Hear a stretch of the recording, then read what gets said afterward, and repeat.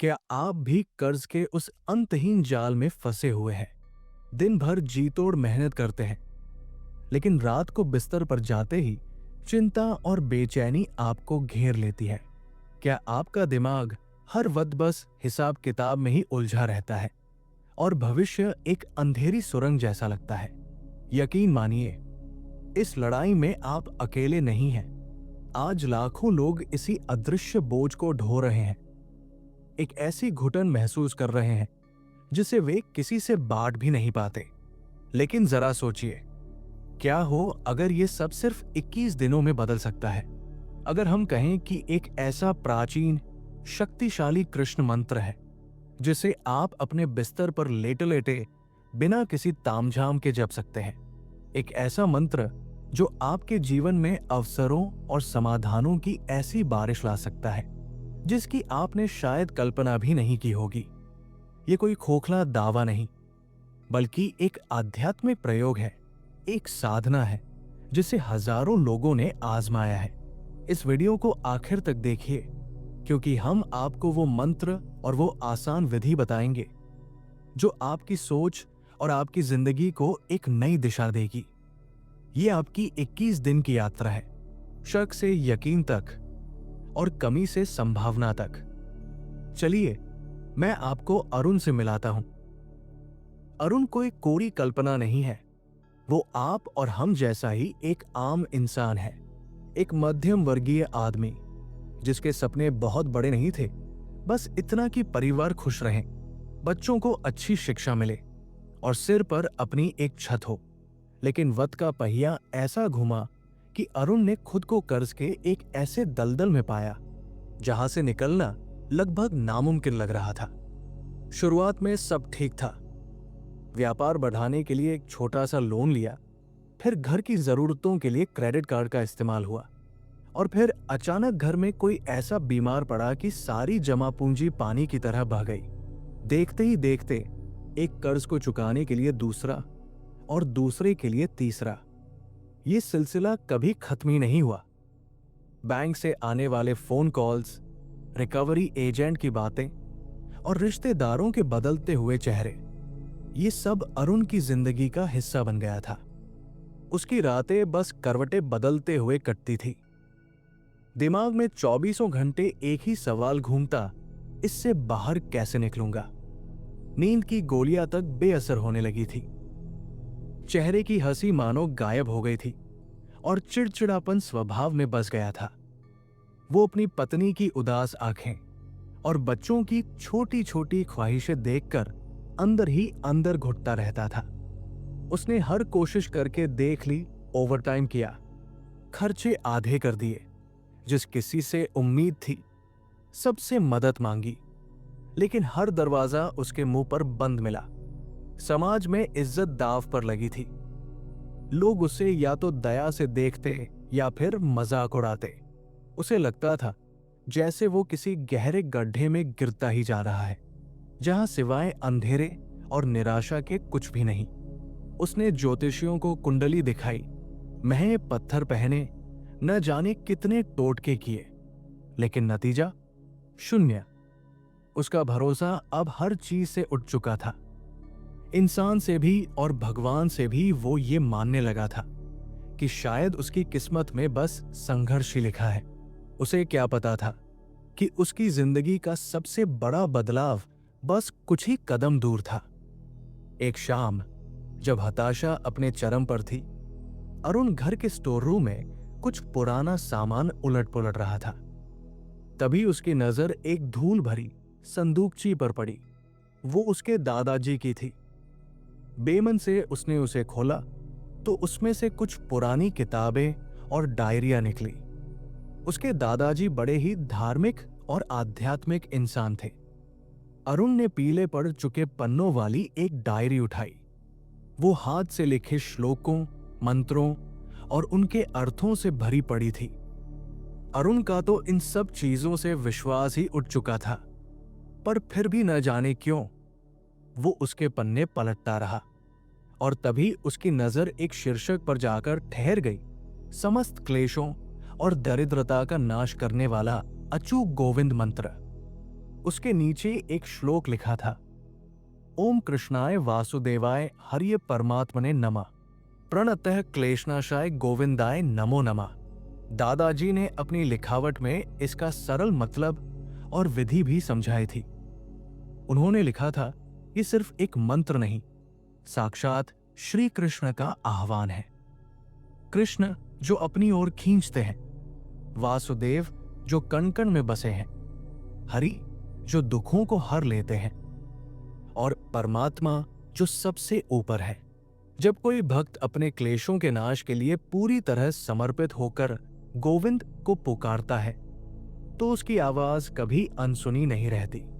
Diary में आगे लिखा था, इसे सिद्ध करने के लिए किसी बड़े यज्ञ या कर्मकांड की जरूरत नहीं। अगर कोई इंसान घोर संकट में हो और कोई रास्ता न दिखे, तो वो बस 21 दिनों तक रात को सोने से पहले अपने बिस्तर पर ही शांत मन से लेटकर 108 बार इसका जाप करे।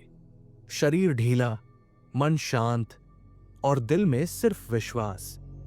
21 दिनों में गोविंद कोई ना कोई रास्ता जरूर दिखाते हैं। अरुण के दिमाग ने फौरन इस बात को नकार दिया, ये सब बकवास है। वो मन ही मन बोला, अगर मंत्र जपने से पैसे आते तो दुनिया में कोई गरीब ही क्यों होता। वो डायरी बंद करने ही वाला था कि एक ख्याल उसके मन में बिजली की तरह कौंधा, मैं सब कुछ तो हार चुका हूं, अब मेरे पास खोने को और है ही क्या। न इसमें कोई पैसा लगना है, न कहीं जाना है, बस बिस्तर पर लेटे लेटे ही तो करना है। क्यों न एक आखिरी कोशिश और की जाए, या तो ये मेरी जिंदगी बदल देगा, या फिर ऐसी बातों पर से मेरा बचा खुचा विश्वास भी हमेशा के लिए उठ जाएगा। उस एक पल में अरुण ने फैसला कर लिया। उसने अपनी किस्मत के साथ अपने ही शक के खिलाफ एक दांव लगाने का फैसला किया। तो आखिर वो कौन सी सरल विधि है जिसका पालन करने का अरुण ने फैसला किया? ये इतनी आसान है कि इसे कोई भी कहीं भी कर सकता है, और यही इसकी असली ताकत है। 1. रोज रात सोने से ठीक पहले, जब आप दिन के सारे काम खत्म कर चुके हों। 2. आपका अपना बिस्तर, किसी खास आसन या पूजा घर की जरूरत नहीं है, बस आराम से अपनी पीठ के बल लेट जाइए। 3. शरीर को एकदम ढीला छोड़ दीजिए, कोई तनाव नहीं, कोई अकड़न नहीं, आंखें हल्के से बंद कर ले। 4. ये सबसे जरूरी है, अपने दिमाग से दिन भर की चिंताओं, हिसाब किताब और परेशानियों को निकालने की कोशिश करें। बस कुछ पल गहरी सांसें लें और छोड़ें। 5. अब धीरे धीरे साफ साफ उस दिव्य मंत्र का जाप शुरू करें। ओम कृष्णाय वासुदेवाय हरिये परमात्मने नमः, प्रणतः क्लेशनाशाय गोविंदाय नमो नमः। इसे 108 बार जपना है। आप गिनती के लिए माला ले सकते हैं या उंगलियों पर गिन सकते हैं। अगर ये भी न हो तो बस 10 से 15 मिनट तक भाव से जाप करें। यहां गिनती से ज्यादा जरूरी आपका भाव है। 6. जाप करते हुए महसूस करें कि आप अपनी सारी तकलीफें, सारी चिंताएं और सारा कर्ज भगवान कृष्ण के चरणों में रख रहे हैं। उनसे कुछ मांगने के बजाय उन्हें सब कुछ सौंपने का भाव रखें। यकीन करें कि वो सुन रहे हैं और वही सबसे अच्छा रास्ता निकालेंगे। जाप पूरा होने के बाद बिना किसी से बात किए बस शांत मन से सो जाएं। आप सोच रहे होंगे कि सिर्फ लेटे लेटे कुछ शब्द बोलने से हमारी आर्थिक स्थिति कैसे सुधर सकती है। देखिए, ये कोई जादू नहीं है। इसके पीछे हमारे मन और ऊर्जा का गहरा विज्ञान काम करता है। 1. जब हम दिन रात गरीबी और कर्ज के बारे में सोचते हैं, तो हम अपने मन को उसी तरह की सोच का आदी बना देते हैं। लेकिन जब आप रोज रात सोने से ठीक पहले क्लेशनाशाय, क्लेश का नाश हो, और परमात्मा ने सर्वोच्च शक्ति को नमन जैसे सकारात्मक शब्द दोहराते हैं, तो आप अपनी उस नकारात्मक सोच की आदत को तोड़ना शुरू कर देते हैं। आप कमी की सोच से संभावना की सोच की ओर बढ़ने लगते हैं। 2. सोने से पहले की अवस्था में हमारा दिमाग शांत और ग्रहणशील होता है। मंत्र का लयबद्ध जाप आपके दिमाग को और शांत करता है। लगातार तनाव हमारी सही फैसले लेने की क्षमता को खत्म कर देता है। जब मंत्र जाप से आपका मन शांत होता है तो आप घबराहट में गलत फैसले लेने से बचते हैं। आपको अचानक अपनी समस्याओं के नए और रचनात्मक समाधान सूझने लगते हैं। 3. आध्यात्मिक मान्यताएं कहती है कि निराशा और डर की ऊर्जा नकारात्मक होती है, जो और नकारात्मकता को खींचती है। वहीं विश्वास और शांति की ऊर्जा सकारात्मक होती है। माना जाता है कि इस मंत्र की ध्वनियों में एक उच्च सकारात्मक ऊर्जा है। जब आप इसका जाप करते हैं तो आप अपनी खुद की ऊर्जा को सकारात्मक बनाते हैं, और जब आपकी ऊर्जा सकारात्मक होती है तो आप स्वाभाविक रूप से बेहतर मौकों, मददगार लोगों और अच्छे समाधानों को अपनी ओर आकर्षित करने लगते हैं। 4. ये वैज्ञानिक रूप से सिद्ध है कि ध्यान और मंत्र जाप जैसी क्रियाएं तनाव पैदा करने वाले हार्मोन को कम करती है। इससे आपको बेहतर नींद आती है, ब्लड प्रेशर नियंत्रित रहता है और मन शांत रहता है। एक शांत व्यक्ति ही मुश्किल हालातों में बेहतर निर्णय ले सकता है। तो ये मंत्र आपकी जेब में सीधे पैसे नहीं डालता, ये आपको उस इंसान में बदलता है जो अवसरों को पहचानकर उन्हें हासिल करने की काबिलियत रखता है। अरुण ने अपनी 21 दिन की यात्रा शुरू की मन में शक था, पर दिल के किसी कोने में उम्मीद की एक छोटी सी लौ भी जल रही थी। पहला हफ्ता, दिन 1 से 7, शक और एक छोटा सा बदलाव। पहली रात अरुण को जाप करना बड़ा अजीब लगा। उसका मन बार बार भटक रहा था। कभी लेनदारों के चेहरे सामने आते तो कभी बिलों का ढेर। जैसे तैसे उसने 108 बार जाप पूरा किया और सो गया। अगले कई दिनों तक यही चलता रहा। कोई चमत्कार नहीं हुआ। दरवाजे पर कोई पैसों से भरा बैग लेकर नहीं आया। उसका मन उस पर हंसता। देखा, कहा था ना, ये सब बेकार है। लेकिन 7वें दिन तक उसने एक बदलाव महसूस किया। ये कोई बड़ा बदलाव नहीं था, बहुत छोटा सा था। उसने ध्यान दिया कि उसे अब नींद की गोली नहीं लेनी पड़ रही। मंत्र जपने के बाद उसे एक गहरी, सुकून भरी नींद आने लगी थी, जो उसे महीनों से नहीं मिली थी। सुबह उठने पर छाती पर जो भारीपन रहता था, वो थोड़ा कम लगता था। सालों की बेचैनी के बाद ये शांत नींद ही किसी खजाने से कम नहीं थी। बस इसी छोटे से बदलाव ने उसे आगे बढ़ने की हिम्मत दी। दूसरा हफ्ता, दिन 8 से 15, बढ़ता विश्वास और मौकों की दस्तक। दूसरे हफ्ते में अरुण का जाप सहज हो गया। अब मन कम भटकता था। वो मंत्र के शब्दों और उनके अर्थ पर ध्यान देने लगा। प्रणतः क्लेशनाशाय गोविंदाय नमो नमः। मैं अपने क्लेशों के नाश के लिए गोविंद को नमन करता हूं। ये पंक्ति उसे एक अजीब सी हिम्मत देती। उसने चिंता करना कम कर दिया और सब कुछ गोविंद पर छोड़ना शुरू कर दिया। और तभी चीजें सच में बदलने लगी। एक सुबह उसे एक पुराने ग्राहक का फोन आया जिसे वो लगभग भूल चुका था। उस ग्राहक ने न सिर्फ अपना पुराना बकाया चुकाया, बल्कि एक नया ऑर्डर भी दिया। ये रकम बहुत ज्यादा नहीं थी, पर महीनों के सूखे के बाद ये बारिश की पहली बूंद की तरह थी। कुछ दिन बाद उसकी पत्नी ने उससे कहा कि क्यों न वो घर पर पापड़ बनाकर बेचना शुरू करे। ये विचार पहले भी आया था, पर अरुण के तनाव भरे माहौल में वो कभी हिम्मत नहीं कर पाई थी। अब घर में शांति थी तो उसे भी कुछ करने का हौसला मिला। अरुण ने यह भी देखा कि अब वो लेनदारों के फोन से डरता नहीं था। वो शांति से फोन उठाता, अपनी स्थिति बताता और कुछ और समय की मोहलत मांगता। उसके शांत और विश्वास भरे लहजे का असर हुआ। एक बैंक उसकी ईएमआई कुछ महीनों के लिए आगे बढ़ाने को तैयार हो गया।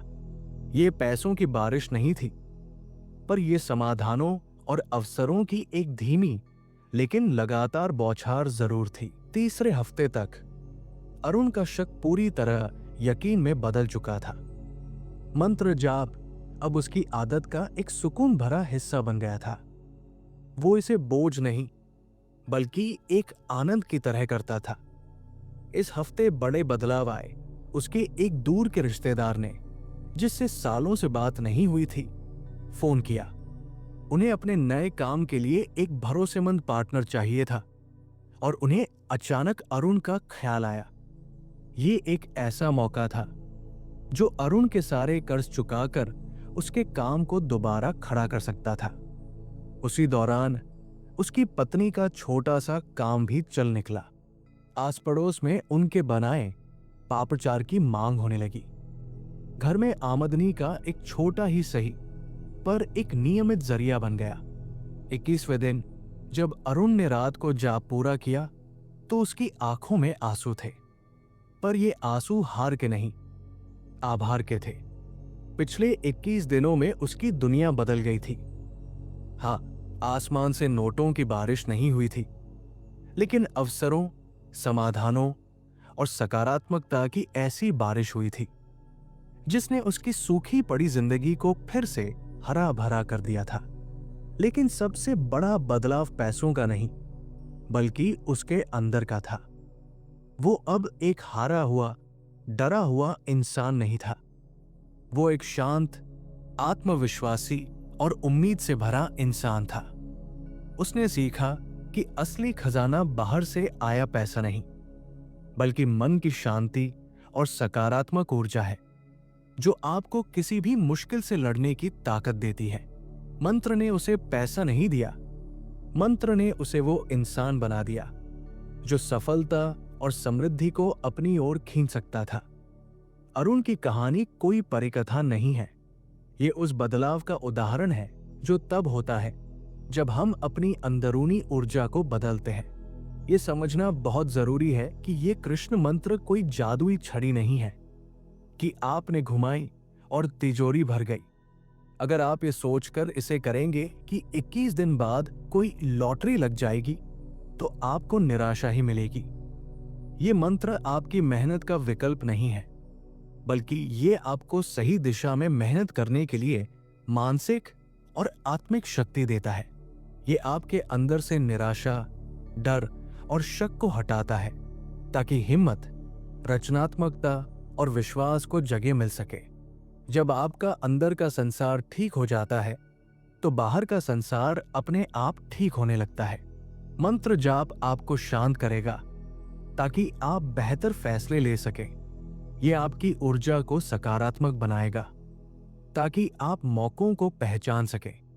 ये दरवाजे खोलेगा, लेकिन उन दरवाजों से चलकर मंजिल तक पहुंचने का काम आपको ही करना होगा। तो आज से ही इस 21 दिन की साधना को एक प्रयोग की तरह शुरू कीजिए। इसे पूरी श्रद्धा, विश्वास और सब्र के साथ कीजिए। अपने जीवन में आने वाले छोटे छोटे सकारात्मक बदलावों पर ध्यान दीजिए, चाहे वो अच्छी नींद हो, मन की शांति हो या कोई छोटा सा मौका। यही इशारे हैं कि ब्रह्मांड आपकी सुन रहा है। अगर आप भगवान श्री कृष्ण की शक्ति और इस दिव्य मंत्र की ऊर्जा पर विश्वास करते हैं तो पूरी श्रद्धा से नीचे कमेंट्स में लिखिए जय श्री कृष्ण। आपका ये कमेंट इस 21 दिन की यात्रा के लिए आपका संकल्प बनेगा। इस वीडियो को अपने उन सभी दोस्तों और रिश्तेदारों से शेयर करें जो किसी भी तरह के आर्थिक या मानसिक तनाव से गुजर रहे हैं। क्या पता आपका एक शेयर किसी की जिंदगी में उम्मीद की एक नई किरण ले आए। और ऐसे ही जीवन को बदलने वाले प्रामाणिक आध्यात्मिक ज्ञान के लिए हमारे चैनल को सब्सक्राइब करना और बेल आइकॉन दबाना न भूलें। भगवान श्री कृष्ण का आशीर्वाद आप पर और आपके परिवार पर हमेशा बना रहे। जय श्री कृष्ण।